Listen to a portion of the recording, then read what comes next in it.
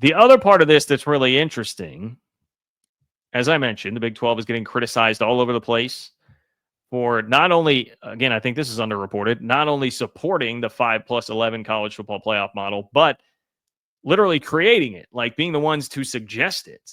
That was reported by Ross Dellinger. Big 12 is getting a lot of criticism, and there are many that seem genuinely perplexed. Like, okay, why is Brett Yormark going this route? Why would he do this? It really shouldn't be very surprising. I am, play this game, a little surprised that people are surprised. Okay. So let me explain. Like, for instance, Joel Klatt, I know, said, like, hey, I know there are smart people at the Big 12. Josh Pate, Brett Yormark's a really smart guy. You hear these in the commentaries of those folks. It shows there is a healthy level of respect for Yormark out there, and there has to be for the fact that he got the Big 12 through the Big 12 Pac-12 thing. It outlasted the Pac-12, a league that had 100+ years of history and a lot in terms of reputation on the Big 12. He outfoxed them. He got that TV deal done, quite literally outfoxed them. See what I did there? And helped the conference survive through that. He's been very good with the big picture vision here. Now, this is where it's starting to come into question. All right, big picture vision. This is maybe the first time that real big picture vision has been questioned in terms of a move that's like tangibly, legitimately been made by Yormark here. So why would Brett Yormark do this?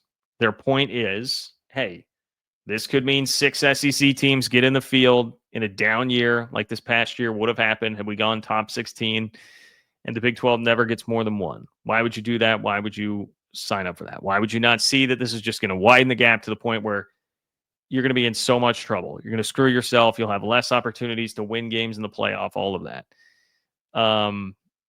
And first of all, I think Brett Yormark is smart enough, like they're saying, to realize that. Like, absolutely. I think he is smart enough to realize that, and he knows that he has an awful hand either way. But as I just laid out for you a moment ago, so much of this is just about him being backed into a corner. Like, I can't, as the guy with this big picture vision, I'm all about brand, and I'm all about making sure that we are as big as we can possibly be. Nothing about Brett Yormark is thinking small. I can't willingly sign up to then be half of a conference. And his history should tell you. His history should tell you he was never going to do that. That's a part of my point here in all of this. Like, what about Brett Yormark's background would have ever told you that this would not be the way that he would go? I think even if you would have told me, because as recently as like 2-3 weeks ago, I was sitting here saying, like, hey guys, yeah, look on the bright side. I mean, this 4 auto bid thing does suck, but look on the bright side. 2 Big 12 teams in every year. It's a pretty nice consolation prize to having to sign away all of this. But even then, I would have said that doesn't seem like something Brett Yormark would like just come out and do. Like, just come out and lie down and be like, all right, fine. You guys win. Here, take it. You didn't hear a whole lot about what was going on behind the scenes or how it would actually go down. But that was my thought at the time. Like, that doesn't seem like what Brett Yormark would do. Even if I'm resigned to this, I would have thought Brett Yormark probably is less resigned to his fate than I was. Because as a fan or somebody that's just paying attention to this closely, I don't know that I would call myself a media member, technically, content creator, whatever it is you want to say. People that are following this closely, you just get weary. You just get weary of this. Like, all right, like, we've been told we're inferior for so long.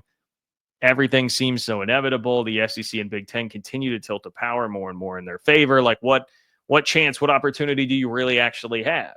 Okay. So I had kind of gotten to that point, but I would have thought, well, Brett Yormark probably isn't there. Brett Yormark probably isn't there because Brett Yormark is a guy who not only just in everything he's done in his time at the Big 12 has been thinking like big picture.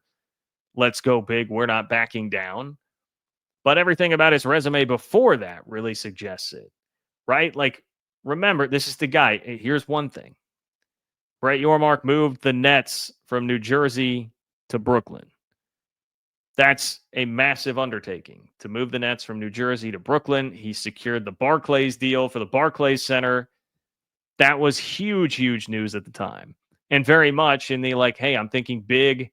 grandiose with all of this. That was from a branding standpoint, great move for the Nets. Not that the basketball has really been all that good from a branding standpoint, however, great move for the Nets. He also, I think this gets underreported or at least not talked about much in the college football world, but Brett Yormark, during his time at NASCAR, oversaw the largest naming rights deal in the history of American sports. The largest naming rights deal in the history of American sports for NASCAR. He was thinking big, even with something like, does Brett Yormark seem like a NASCAR guy? Do the suits reflect somebody who seems like he's a NASCAR guy? But when he was there, he was thinking big. Brett Yormark doesn't exactly seem like a truck stop conference guy. I don't know. Could you picture Yormark walking into Buc-ee's and grabbing his favorite flavor of beef jerky off of their wall of like 800 types of beef jerky that they have there and walking out? No, but he is here and he is thinking big. He is thinking big with all of this. And then he's a guy who does all of that in the sports world and is like, well, let me just go run Jay-Z's entertainment company. Let me just go be the biggest man in charge of, outside of the man himself, I suppose, of Jay-Z's entertainment company at Rock Nation. Does that seem like a guy who's going to be like, you know what? Here's this proposal. This actually seems okay. We're never going to be the best. We're never going to be that great, but we can at least have our couple of playoff bids and we'll sign up for inferiority. We'll sign up for lesser than. Does that sound like it matches the resume of Brett Yormark? Like, I feel like you could just show me the resume, talk about blind resume and like an NCAA tournament comparison, right? Show me just the blind resume of Brett Yormark and be like, would that guy sign up for this 4-4-2-2-1 deal? Would he do that? And I'd say, hell no. No, that guy's going to be like, we'll bet on ourselves. We're going to pursue every possible avenue, whether it's private equity, capital, whatever, to get the money we need to be legitimately competitive at the top of the sport. Yormark would be like, we need more Texas Techs. We got to find more ways for more schools to be like Texas Tech and try and spend their way to a top portal class and into the college football playoff. That's more the side that Brett Yormark would appear to be on. And I would just say this too. There is something to be said. I'll close with this in a minute. I will not crush you at all if you're somebody that thinks 4-4-2-2-1 is the better option.